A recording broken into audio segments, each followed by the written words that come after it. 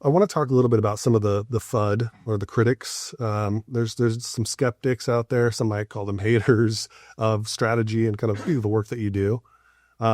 Is there a critique or a misunderstanding of your work that kind of stands out? I think when an airfoil moves faster than the speed of sound, like an airplane goes faster than the speed of sound, it creates a shock wave and a sonic boom. And it's very loud, it's very noisy, it's very turbulent. And what's going on when you're going faster than the speed of sound is you're going faster than the rate at which air can communicate to the air in front of it. Right? The molecules in front of your fuselage are not able to communicate to the molecules 100 meters in front of you. So you end up with this sonic boom and massive turbulence and massive noise and chaos. What's going on with Bitcoin is evolving faster than a society can digest it. And so I think you could say this is all consistent. Bitcoin was misunderstood in the year 2011. It was misunderstood by me in the year 2013. It was misunderstood again in 2015, 2017, 2019, 2021. When we first got into the space in 2020, there were people that misunderstood it, and we had massive amount of criticism when our stock was $10 a share. When our stock went to $100 a share, it was massive amount of criticism again. When it crashed to $20 a share, there was still massive criticism. When we had $2 billion of Bitcoin, people were cackling, or $1 billion, saying, oh, you lost $1 billion on this. When we made 100 billion, everybody disappeared and slunk into the shadows. And then a new set of trolls, a new set of critics came out when our market cap went above 100 billion. It's a different set of cynics, a different set of critics, a different set of misconceptions. I think you're going to see the ebb and flow of that set of misconceptions and that anxiety. It'll continue when Bitcoin is 100,000. It'll continue when Bitcoin is 1 million. It'll continue when Bitcoin is 10 million. It'll continue when Bitcoin goes to 20 million. And there's always going to be a new narrative of fear, uncertainty, and doubt. It'll be a different generation. You know, the people that used to laugh and say, oh, yeah, you lost $1 billion trading in Bitcoin, they're gone. They disappeared, right? There'll be a new generation of people that say, do you think it makes sense to buy Bitcoin at $1 million a coin? It's going to trade down to 500,000, right? And then there'll be a set of people that will say, you're buying it at 10 million a coin, it's going to trade to 6 million, you moron. You lost so much money. This is how societies deal with new ideas. If you study paradigm shifts, how long did it take to embrace electricity? How long did people thought John D. Rockefeller was crazy for 30 years until he was the richest man in the world. Mm-hmm. And then and at the point that he was the richest man in the world, people thought, well, that trade is done. And that was just when they invented the automobile and he got 10 times richer, right? And so the society doesn't really deal with paradigm shifts that well in near term, but after 30, 40, 50 years, you look back and you say, well, of course we should have embraced the fire, the electricity, the wheel, the crude oil, the nuclear, even nuclear power right now, for example. Nuclear power has only become cool or useful in the last 2 years. Mm-hmm. Okay, so for 50 years, people thought nuclear power was an awful thing. And all of a sudden they woke up and they realized that I guess we need nuclear energy to power the AI data centers to make us super intelligent. And if we don't turn it on, we're going to be slow and stupid. So, if it took them 50 years, by the way, nuclear power is like unlimited, clean, free energy. And they had to fight for 60 years to get people to embrace the idea of unlimited clean energy. It doesn't surprise me that there'll be skeptics about digital energy. They won't get it. Max Planck said, science advances one funeral at a time. And what he meant was the old guard, they will never, ever accept a new idea. Whatever it is, they'll die. They will not accept a new idea. The only way you get people to accept a new idea is you wait for a new generation of decision makers, and the old guard retires and they age out, or you need a war. And people that don't believe in aircraft, but to start believing in aircraft when the aircraft flies over their city and drops a bomb on their head. And people that don't believe in atomic energy start believing in atomic energy if someone sets off a nuclear warhead in the middle of a war. And so I think that disruptive, profound events like a near-death experience like during COVID, I think that introduces new ideas and new paradigms. That's how we got introduced into this space. It was the war on currency and the war on COVID in 2020 that caused us to open our eyes and embrace the new idea. I would say 95% of the decision makers in the finance world still don't really embrace or understand the idea of digital energy, digital capital, digital money. And I don't think it's a bad thing, because the only way you're going to make 10 to 100x your money is if you pick the right thing and everybody disagrees with you. Yeah. If everybody agrees with you and you do the right thing, well, everybody agreed you should buy Amazon in the year 2020 during the lockdowns because it was quite obvious that you needed Amazon during the lockdowns. It's the worst investment of the past 5 years because everybody agreed that it was a good investment, and there's a lesson in that. Mm-hmm. Yeah. It'd be interesting to see if there's a tipping point where everyone starts to come around, kind of like what you're saying. Sounds like you've seen that too, where skeptics maybe started 5 years ago. Now they're kind of proving them wrong. And a lot of the kind of what you're speaking to is the old guard, the banking industry. What about skepticism within the Bitcoin community specifically? Does any of that surprise you or stand out in particular?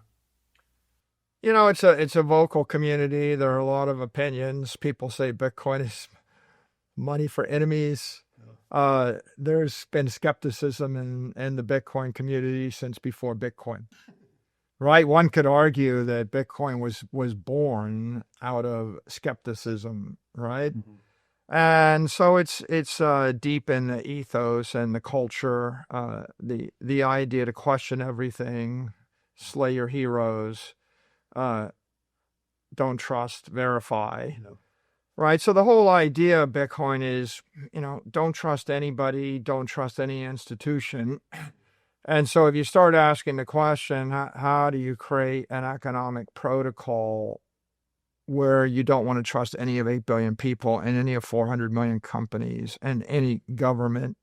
That's an interesting question. I would say that skepticism has its place. It is motivational. But at some point, it can become, what is the word? Counterproductive, maybe? Counterproductive idealism, right? And the truth of the matter is, you do need to trust a company to create the airplane you fly in. You do need to trust the company that creates the car you drive in. You do need to trust the dentist at some point because you can't. And you do need to trust the doctor because you can't take your own appendix out, or at least it's very rare, right? And so at some point, you do have to trust something. And I would say, the more evolved way to look at Bitcoin is not that you want to embrace it and never trust anything. The real inspiration and the promise of Bitcoin is once you've embraced it, you have the option to extend and withdraw your trust, from time to time. And if you choose to not trust the government, you can relocate your Bitcoin to a different country. And if you choose to trust a custodian, you can locate your Bitcoin with them. And when you decide to stop trusting them, you can relocate your Bitcoin to any of 100,000 other entities. Or if you go through a period of life when you choose not to trust anyone, you can self-custody. And when you decide you don't trust yourself, you can transfer your custody to another family member, right? And change. So the real power of Bitcoin is optionality. And the reason we have the optionality is because the entire movement was born out of distrust. Mm-hmm. Yeah. And so there is a yin and the yang. There is a dialectic here. And you need a healthy degree of skepticism and distrust and cynicism. But once you've created the technology, you're not going to reach your full potential unless you work with other human beings, right? And so ultimately, when you decide that you're going to work with other human beings, either as a trusted custodian or a trusted hardware device manufacturer or a trusted hardware wallet, or you work with another corporation, it's a trusted team of people, whether they, work on your teeth or work on your heart or manufacture the food or provide you with the aircraft, travel you need. At that point, you can reach your full potential, and you do it empowered, with property rights and with economic rights. And the reason that you will be able to trust them is because you have the option to withdraw your trust. All right. So I look at it as the great deterrent. If you think about gold and why gold failed, one reason gold failed is it's so incredibly difficult to custody. And so if you look at in the history of gold, in the 1920s, you had 4 great central bankers, and the central banker in Germany was Schacht, and the central banker in the U.S. was Ben Strong. And the world, was substantially on a gold standard, and the Germans had gold. And the French had gold, and the British had gold, the Americans had gold. But for the most part, the gold was either in London or in New York. The French gold was with the British or the Americans, or the German gold was with the Americans. So there's a famous story where Schacht traveled to New York City, met with the head of the Fed, Ben Strong, and Ben Strong wanted to show him the German gold, took him down into the basement of the New York Fed, and they couldn't find the gold. And of course, the message of the story is this: gold is so difficult to custody, countries couldn't figure out how to, like the entire country of Germany couldn't figure out how to custody their own gold, much less the 100,000 companies in Germany or the 60 million people in Germany. And so the reason gold failed was it was too slow and too difficult to custody, and therefore your property rights were always going to be impaired by a central actor. And, imagine the entire world running on gold-based credit on a gold standard when all the gold in the world was sitting in London and New York City, and most of it was in New York City, and we can say, oh yeah, that's a bearer asset, but not really, because 40 million companies couldn't bear it.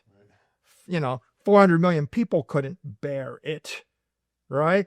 And so Bitcoin, it represents the bearer instrument, but it really is practical for an individual to take custody, and it's practical for a company to take custody.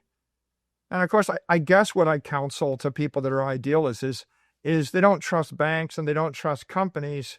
But the point that I would make is during the entire gold era, gold was so difficult to handle that no company could custody their gold, and no bank could. If we lived in a world where 40,000 banks were custodians of Bitcoin, you would have evolved from a world where there were like 8 or 6 custodians of Bitcoin custodians of gold in the entire world, right? And so I think that Bitcoin offers a promise of economic integrity, and I don't think we should rail against a bank embracing Bitcoin. No. The truth of the matter is, if every country on earth embraced Bitcoin and the countries became the custodians of Bitcoin, and the only thing we accomplished was to have 150 countries custody Bitcoin, that would be more decentralized than the gold standard for hundreds of years, right? It would be an order of magnitude more decentralized than we had under the gold standard. So what we're talking about is a world where if only banks and only governments custody Bitcoin, you would be 100x to 1,000x more decentralized. And if corporations in custody Bitcoin, you would be 10,000 times more decentralized. And of course, in a world where millions of individuals or tens or hundreds of millions of individuals self-custody, you're not like 1, 2, 3, 4 orders of magnitude more decentralized. You're like 6, 7, 8 more orders of magnitude more decentralized. So I tend to focus upon the fact that the worst case for the Senate is 1,000,000 times better than the best case we had 100 years ago, or even the best case we had ever. Right. In terms of decentralized monetary integrity. Yeah.